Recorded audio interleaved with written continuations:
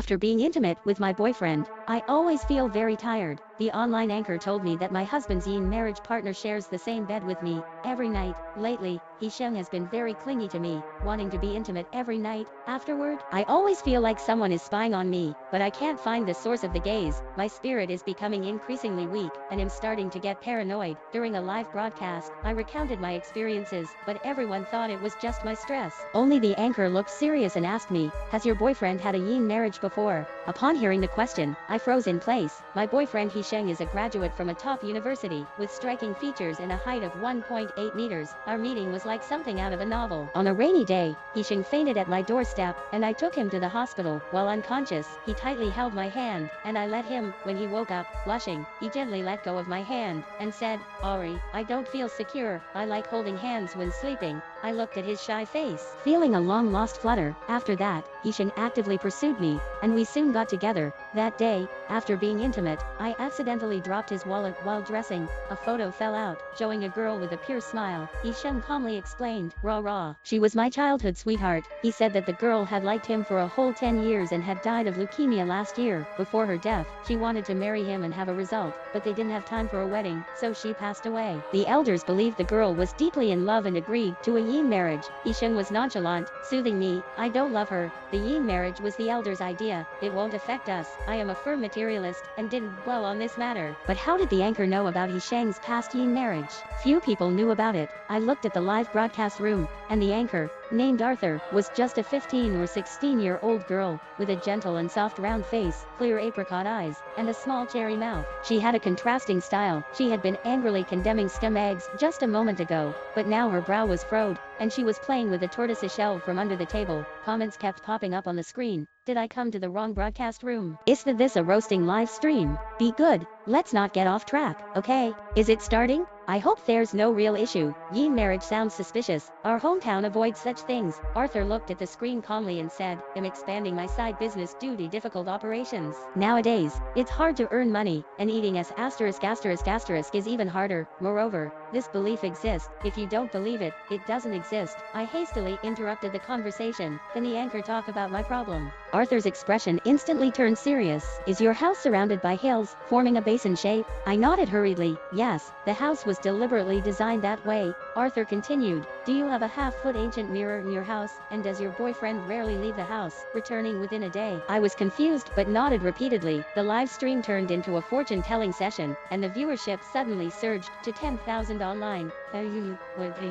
And commented, "Why is a young girl deceiving people here? Spreading this feudal superstition is confusing. Isn't it normal to have a mirror at home? It's just a matter of personal aesthetics. It's not difficult to guess from her homepage photos. The boy may not go out because he's a recluse, and he may rush back because of his hygiene. He may be particular about his bed." There were also rational voices. "I think the anchor's analysis is pretty accurate. Let's not rush to judgment. Okay, if you don't want to watch, just swipe left." Ignoring the barrage, Arthur looked at me intently. "After being intimate with your boyfriend, you always feel someone is spying on you in this room, and your boyfriend must take a bath before midnight." My mind went blank, and I was speechless with my lips white. I suddenly remembered a picnic we had where we went stargazing after dark. He became increasingly agitated, and insisted on going home. I fell while rushing downhill, and my foot fractured. My companion suggested taking me to the nearby hospital for a checkup, but he was insistent on rushing me home. When we finally arrived home, it was precisely 12 o'clock. He let out a sigh of relief and started to coax me. Rah. I'm sorry. I don't like spending the night outside. I feel uncomfortable for days if I stay out at night. At that time, I just thought he might have some quirks, and didn't think much of it. And Sheng always took a bath after being intimate, and I thought it was due to his cleanliness, but now it seemed there was another hidden reason." The barrage continued, "Can't this just mean that the guy loves cleanliness? Yeah, doesn't this just indicate he's clean?" Arthur continued, "When he goes to take a bath, you must have fallen asleep by then, right?" I had no words. Sheng always prepared a soothing soup for me every night, and after drinking it, I quickly fell asleep. Upon closer consideration, I did fall asleep before 12 every time. My mouth was dry, and I took a sip of water and asked, "What's wrong with my boyfriend?" Arthur spoke slowly. "He has a mirror ghost. The mirror ghost is nourished by an ancient mirror, and the anger of a woman with the same birthday. It seizes the chance to be reborn. It is called a mirror ghost." Barrage comments erupted. "Ha, here we go. The anchor is starting to fool people. If that's the case, then I can be a ghost too. Is the anchor just making things up? Don't say such things lightly. What if someone breaks up because of baseless things? I never believed in such ethereal things, so I was skeptical of this reason. My expression was evident, and Arthur looked at me calmly. With your dark brows and lifeless eyes, you've been with him for at least a year. During this time, you never suspected what he did after 12 o'clock. Arthur continued, the mirror ghost is a female with excessive grievances. She needs to be comforted after midnight, otherwise, she is highly likely to lose control. He is intimate with you to provide her with anger, but since she needs to be appeased, you should never stay overnight. My mind was in chaos. Sheng and I had been in a relationship for a year, and lived together for 2 years, and I never stayed up late. Arthur's eyes were inscrutable as she looked at me. There's still half an hour until 12 o'clock. You can see what happens then. I slowly turned my head, and looked at the large clock hanging on the study wall. It was 11:30. No way, we still have to wait half an hour. You guys must be in cahoots. This is a script, right? I also think it's like a script. The acting is too fake. Aren't you all sleeping yet? I am. Arthur remained unfazed. Now, go back to the bedroom. The ancient mirror must be in your room. She was right again. The mirror was indeed in my bedroom. I got up and walked towards the bedroom, and Arthur reminded me to mute and switch the camera to the rear. I adjusted my phone, took a deep breath, and slowly walked towards the bedroom, with a creak. I slowly pushed open the bedroom door. The room was dimly lit, with a faint light seeping in through the curtains. Sheng was sitting straight in front of the dressing table, gently caressing the ancient mirror with his hand, his gaze lingering and infatuated as he looked at the mirror. Goosebumps instantly appeared on my skin, and a chill spread through my whole body. The barrage paused and instantly doubled.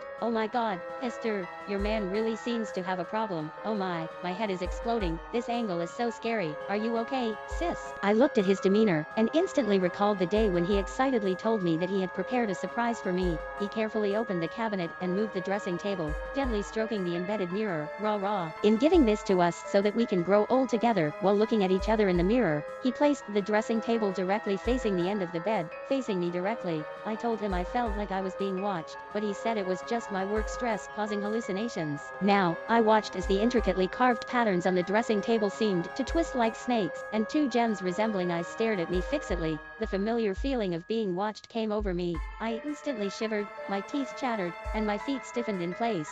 Sheng stiffly turned his head, his eyes staring directly at me. Rah, you're back. I forced myself to remain calm and smiled, saying, yes, the project is done. I'm tired and want to sleep. After speaking, I quickly walked to the bed and burrowed under the covers. Pretending to be extremely tired and falling asleep, Sheng picked up the calming soup placed on the dressing table and walked towards me, saying, be good, drink this and then sleep. I looked at the fragrant and steaming, calming soup and felt like it resembled poison, which scared me immensely. My back was damp and chilly, and I said, no, I'm really tired tonight. I don't need to drink the calming soup. I immediately closed my eyes, and pretended to be extremely tired, as if I had fallen asleep. Sheng stood in front of me with the bowl for a long time, always looking down at me. His shadow enveloped me, and I tightly closed my eyes, trying hard to ignore the gaze at the end of the bed. In the dark room, my palms and soles were covered in sweat, and my scalp felt numb. The horrifying gaze finally left with gradually fading footsteps. I hid under the covers, looking at the time on my phone. It was 10 minutes to 11. In the live broadcast room, Arthur had a serious expression, holding up a sign. The mirror ghost is being well nurtured, and has begun devouring your fortune. If your fortune is completely consumed, she will possess you.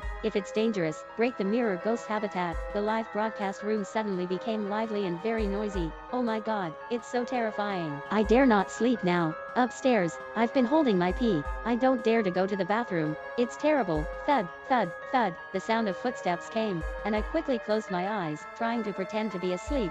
Sheng stood in front of me, looked at me for a while, then slowly walked towards the dressing table. I knew he was making sure if I was asleep. The time had come. I slowly opened my eyes a little, looking at the end of the bed, and secretly turned the phone's camera towards Sheng. In the pitch black night, it was silent and eerie, with the cold wind howling outside from time to time, and the rustling sound of the wind blowing through the leaves occasionally heard from outside the window. Suddenly, a dark figure slowly emerged on the mirror. The air became thick and unbearable, emitting a rotten stench of a corpse. The exquisitely carved 3-dimensional patterns on the dressing table began to twist, and thick black hair slowly emerged, with blood slowly flowing out of her eye sockets, girding her pale face. Her eyes were without pupils, and she crawled out of the mirror like that, aghast. My heart racing, and I found it hard to breathe, feeling like it was stuck in my throat. I watched as Sheng affectionately embraced her her, wiping the blood from her eye sockets, speaking to her with a tender and indulgent tone. "You naughty girl." The female ghost slowly turned back to a clean appearance, just like in the photo, with her eyebrows curved. Her face was as pale as paper. They embraced each other as if no one else was present, passionately kissing, and the sound of the water was particularly loud in the quiet room. Nausea surged within me,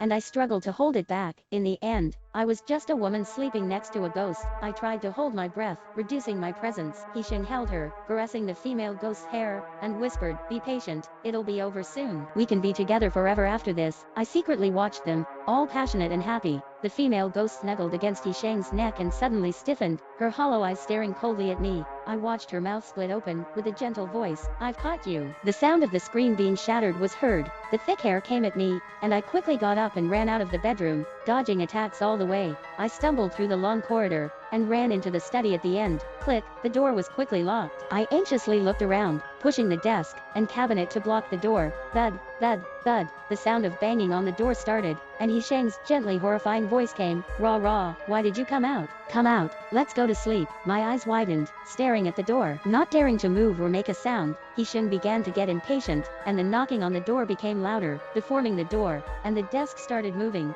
The dim light outside penetrated through the window, with the chandelier swaying like a head in the air. The more I thought about it, the more terrifying it became. I hurriedly hid under the cabinet. In my haste, I didn't notice. When the knocking sound stopped, I looked at the live broadcast room, and urgently asked Arthur for help. "Anchor, save me. I can't beat them." Arthur looked calm. "Which floor are you on?" I hurriedly replied, "The second floor. This is a villa area." Arthur looked at me sharply. "See if you can jump out of the window." I hurriedly ran towards the window with my phone, but the window wouldn't open, and my hand was bulging with blue veins. "What if I can't open it?" Arthur didn't have time to respond, and I saw the barrage of netizens.